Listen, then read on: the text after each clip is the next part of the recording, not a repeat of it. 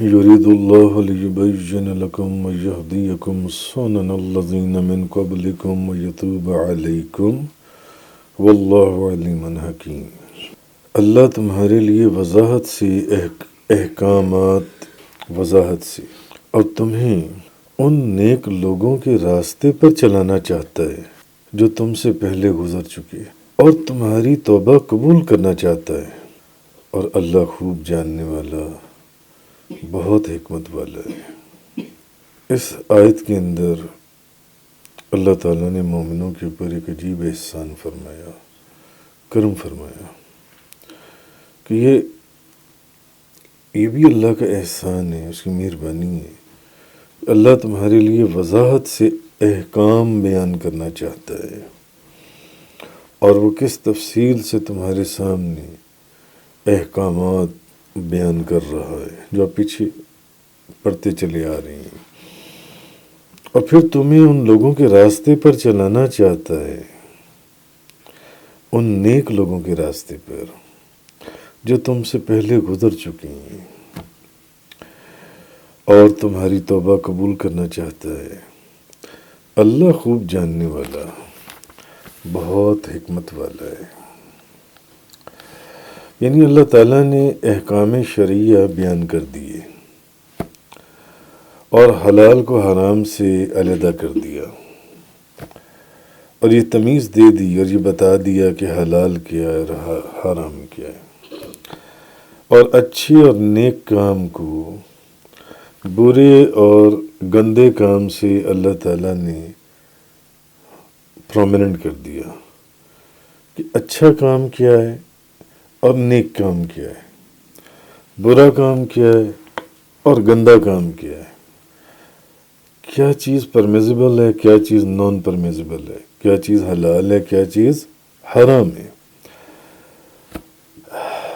تو اللہ تعالیٰ نے یہ چیزیں تم پر وضاحت سے بیان کر دی ہیں، اور تمہیں ان نیک لوگوں کے راستے پر چلانا چاہتا ہے جو گزر چکی ہیں۔ یعنی تم سے پہلے دنیا میں جو نیک لوگ گزرے، جو صالحین لوگ گزرے، اللہ تعالیٰ نے ان نیک اور صالحین اور اولیاء کی بھی سیرتیں قرآن کے اندر بیان کر دیں، اپنے کلام کے ذریعے تمہیں پہنچا دیں، تاکہ تم حق کو سمجھو اور باطل سے دور ہو جاؤ۔ اور جب تم ان نیک لوگوں کی سیرت پر، ان کے نقش قدم پر چلو گے، جو ان نیک لوگوں کے راستے پر چلتا ہے، تو پھر اللہ ان کی توبہ بھی قبول کرتا ہے۔ کیوں کہ جب تم ان نیک لوگوں کے راستے پر چل رہی ہو، تو پھر جب اللہ وضاحت سے تم پر اپنے احکام شرعیہ بیان کرنا چاہتا ہے، تمہیں نیک لوگوں کے راستے پر چلانا چاہتا ہے، تو پھر اللہ تعالیٰ تمہاری توبہ بھی قبول کرنا چاہتا ہے۔ آگے فرمایا واللہ یرید ان یتوب علیکم ویرید الذین یتبعون الشہوات ان تمیلوا میلا عظیما۔ اللہ تمہاری توبہ قبول کرنا چاہتا ہے، اور جو لوگ خواہش نفس کی پیروی کرتی ہیں وہ تمہیں سیدھی راستے سے بہت دور ہٹانا چاہتی ہیں۔ اللہ تو تمہاری توبہ قبول کرنا چاہتا ہے، مگر جو لوگ اپنی خواہش نفس کے پیچھے چلتی ہیں اور اپنی خواہش نفس کی پیروی کرتی ہیں وہ تمہیں سیدھے راستے سے ہٹانا چاہتی ہیں۔ اب خواہش نفس کی جو پیروی کرنے والوں سے مراد وہ لوگ ہیں اس وقت جب یہ آیات نازل ہو رہی تھیں اور زنا، رجم، نکاح کے احکامات نازل ہو رہے تھے، تو یہاں پر خواہش نفس کی پیروی کرنے والے جن لوگوں کو مخاطب کیا گیا ہے کہ وہ لوگ ہیں جو یہ چاہتے ہیں کہ زنا کو جو ہے وہ نان پرمیزبل نہیں بلکہ پرمیزبل حلال قرار دے دیا جائے، زنا کی اجازت دے دی جائے۔ ان لوگوں کو یہاں مخاطب کیا گیا جو اپنی خواہش نفس کی پیروی کرتی ہیں یا پیروی کرنے والے جن سے ہیں، اور جو رشتے اللہ نے حرام کیے ہیں جن کا ذکر کل پچھلی آیات میں گزرا، ان رشتوں کو ان کے لیے حلال کر دیا جائے۔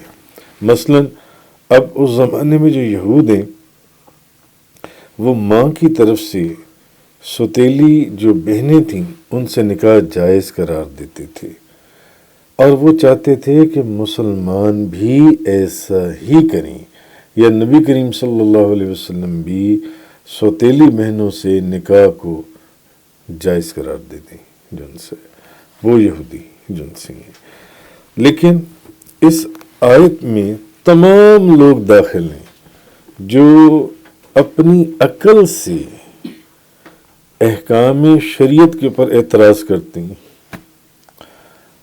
بھلے وہ لوگ، ان میں وہ لوگ شامل ہیں، بعض مفسرین نے کہا کہ یہود چاہتے تھے کہ سوتیلی بہنوں سے نکاح کو جائز قرار دے دیا جائے، اور بعض مفسرین نے کہا کہ اس سے مراد وہ لوگ ہیں جو چاہتے تھے کہ زنا کو جن سے وہ حلال کر دیا جائے، زنا کی اجازت دے دی جائے۔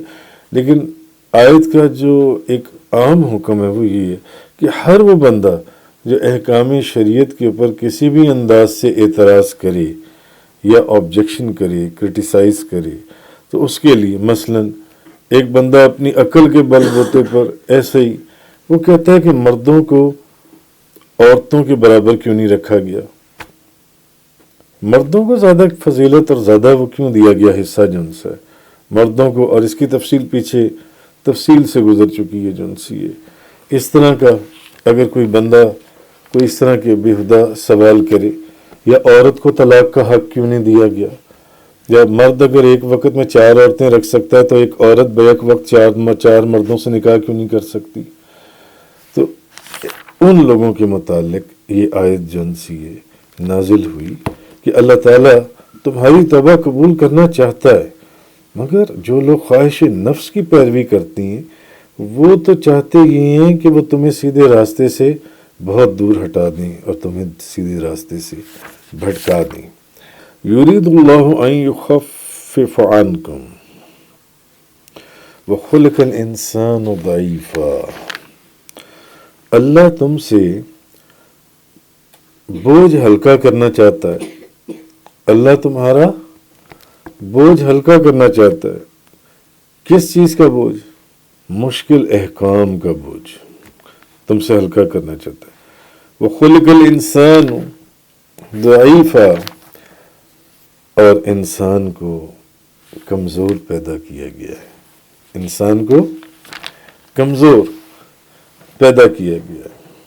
اللہ تعالیٰ نے اس آیت کی تفسیر میں اللہ تعالیٰ نے ہمارے لیے جو احکامات نازل کیے، یعنی اللہ تعالیٰ نے ہمیں سخت اور مشکل احکامات کا مکلف نہیں کیا۔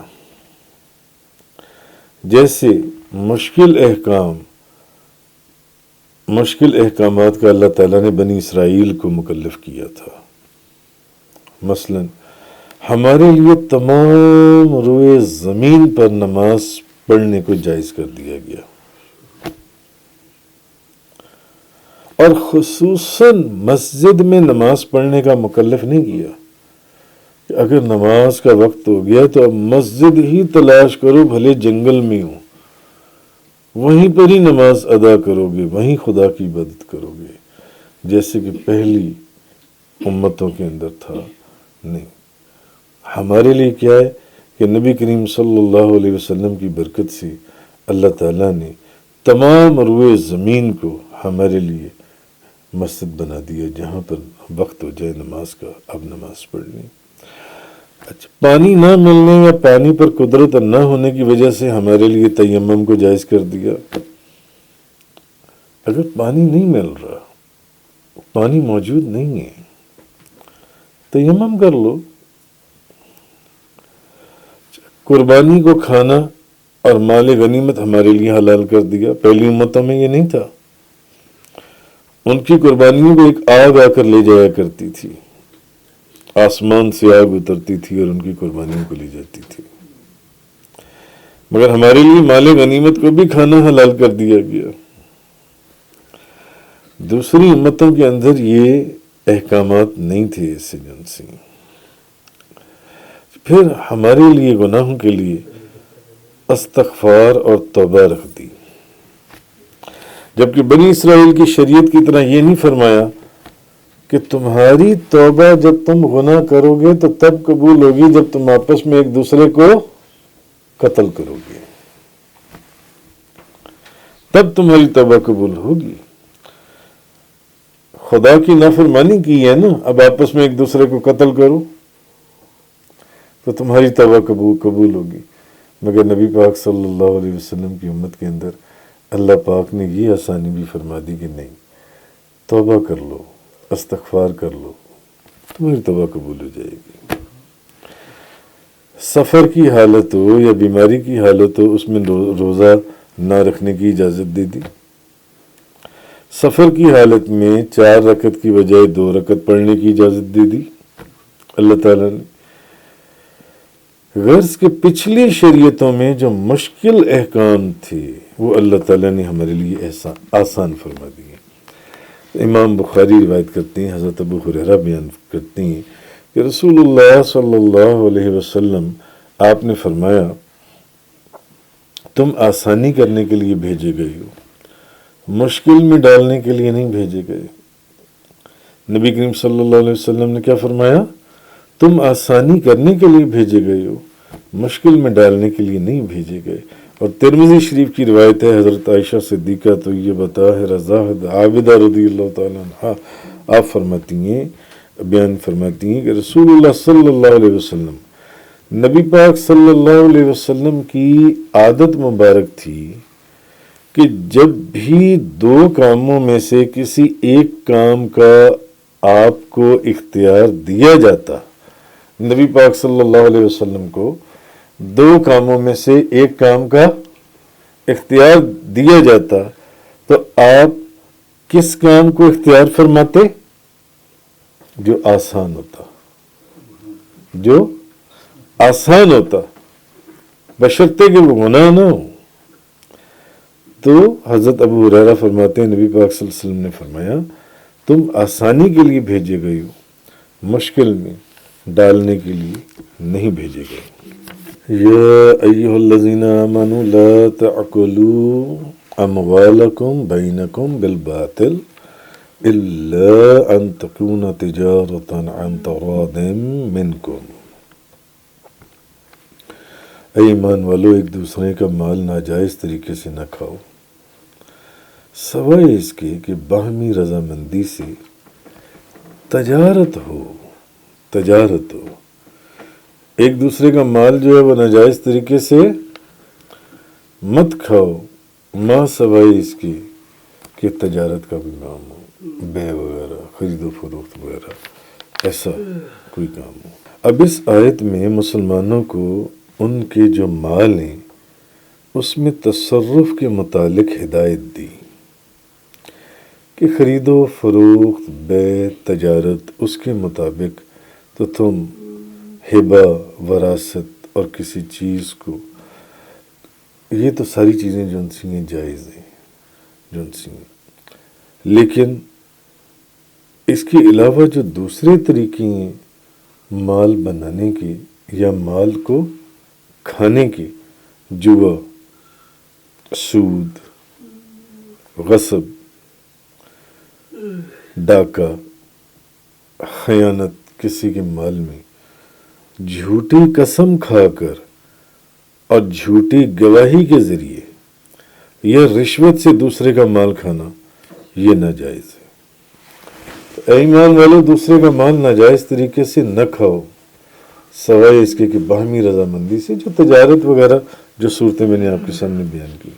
مگر اس کے علاوہ جتنی صورتیں ہیں، سود ہو گیا، غصب ہو گیا، ناجائز ہو گیا، رشوت ہو گیا، کوئی اور چوری ہو گئی، ڈاکہ ہو گیا، خیانت ہو گئی، جھوٹی قسم کھا کر ہو گیا، وہ سب جنسی ہیں۔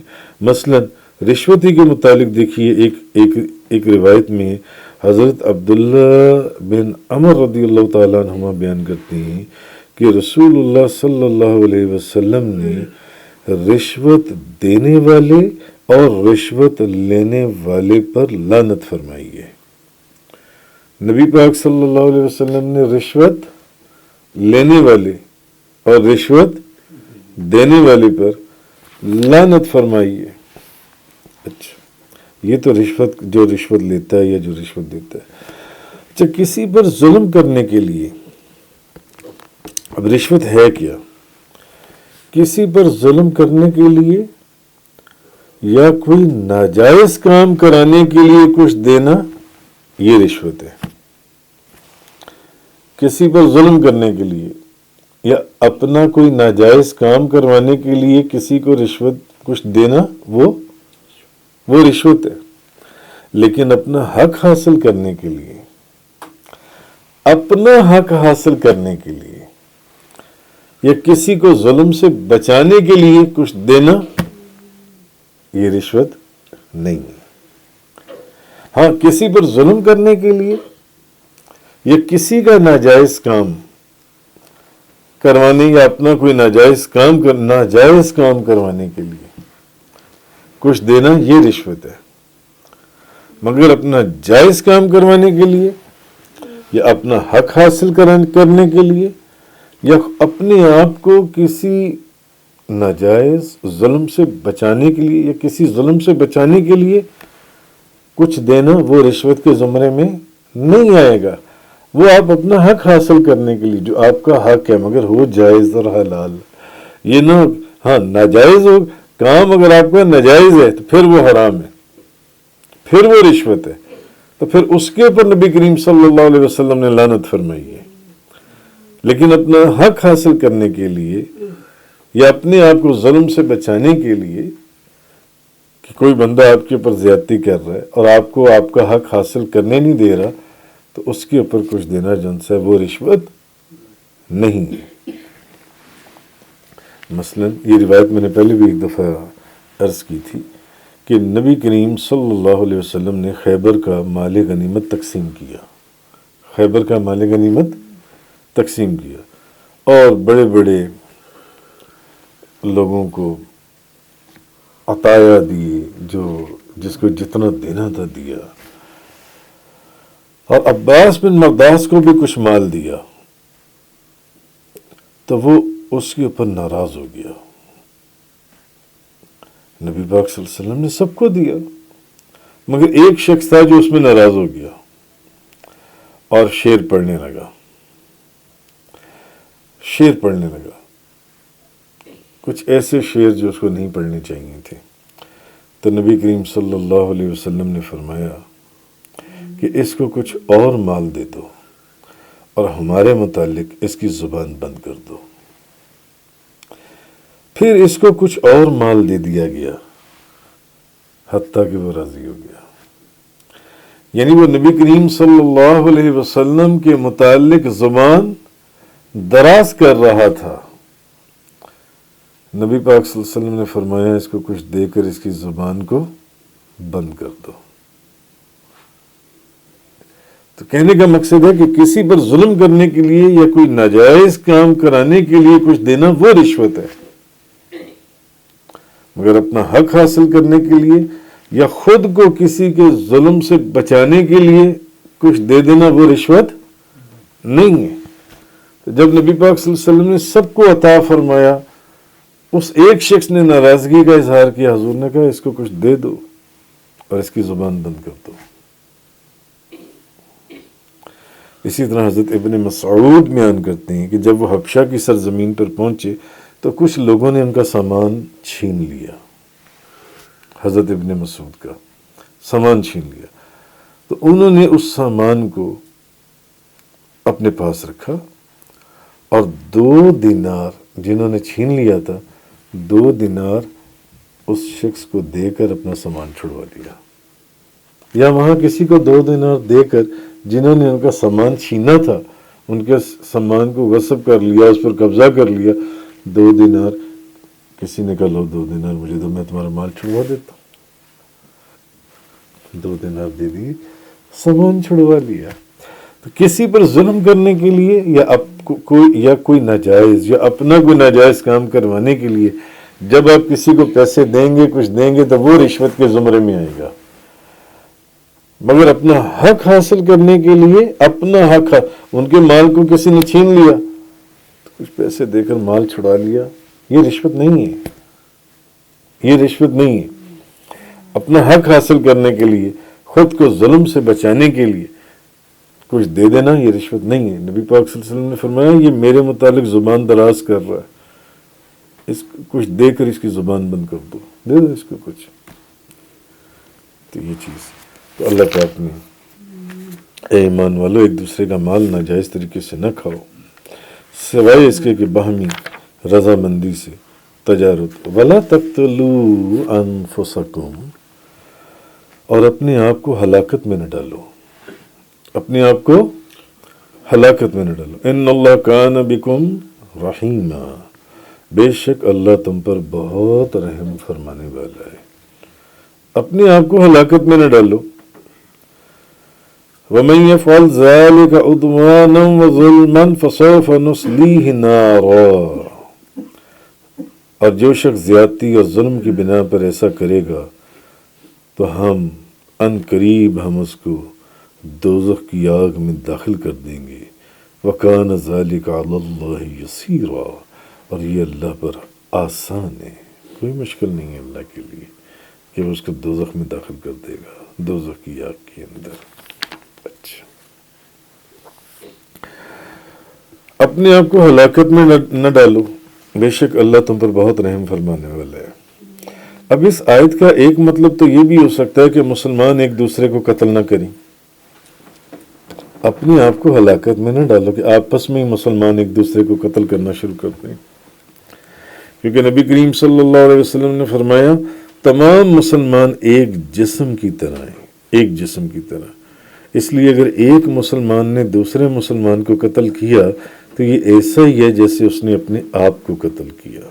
تو ایک مطلب تو اس آیت کا یہ ہے کہ مسلمان ایک دوسرے کو قتل نہ کریں۔ دوسرا مطلب یہ ہے کہ کوئی ایسا کام نہ کرو جس کے نتیجے میں تم ہلاک ہو جاؤ۔ ایک تو یہ ہے کہ آپس میں ایک دوسرے کو قتل نہ کرو، اور اس آیت کی ایک تفسیر یہ بھی ہو سکتی ہے کہ کوئی ایسا کام نہ کرو جس کے نتیجے میں تم خود ہلاک ہو جاؤ۔ حضرت عمر بن عاص ایک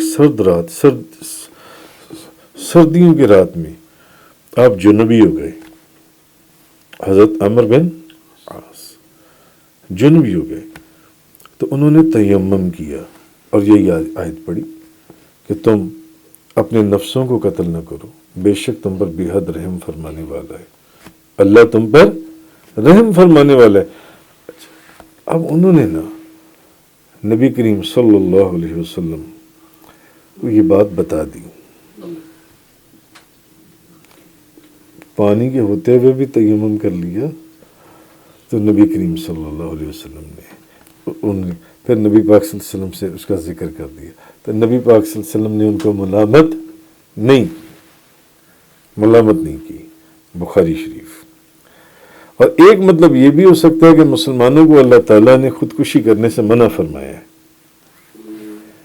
تو معلوم ہوا کہ اس آیت سے خودکشی کرنا حرام ہے، خودکشی کرنا حرام ہے۔ حضرت ابو ہریرہ بیان کرتی ہیں کہ نبی کریم صلی اللہ علیہ وسلم نے فرمایا جو شخص جس ہتھیار سے خودکشی کرے گا دوزخ میں وہ ہتھیار اس شخص کے ہاتھ میں ہوگا، اور وہ شخص جہنم میں ہمیشہ اس ہتھیار سے اپنے آپ کو زخمی کرتا رہے گا۔ جس ہتھیار سے اس نے دنیا میں اپنے آپ کو مارا تھا، اپنے آپ کو قتل کیا تھا، خودکشی کی تھی، وہ دوزخ کے اندر اسی ہتھیار سے ہمیشہ اپنے آپ کو مارتا رہے گا، اپنے آپ کو زخمی کرتا رہے گا۔ اور جو شخص زہر سے خودکشی کرے گا، اکثر لوگ زہر کھا کر خودکشی کر لیتے ہیں، وہ جہنم میں ہمیشہ زہر کھاتا رہے گا۔ نبی پاک صلی اللہ علیہ وسلم نے فرمایا، اور جو شخص پہاڑ سے گر کر خودکشی کرے گا وہ جہنم کی آگ میں ہمیشہ ہمیشہ گرتا رہے گا۔ تو یہ چیز اللہ تبارک و تعالیٰ نے فرمائی کہ وَلَا تَقْتُلُوا أَنفُسَكُمْ إِنَّ اللَّهَ كَانَ بِكُمْ رَحِيمًا، اور اپنے آپ کو ہلاکت میں نہ ڈالو، بے شک اللہ تم پر بہت رحم فرمانے والا ہے۔ تفسیر قرآن کا یہ لیکچر انگلش میں سننے کے لیے براہ کرم ڈسکرپشن میں موجود لنک پر کلک کریں۔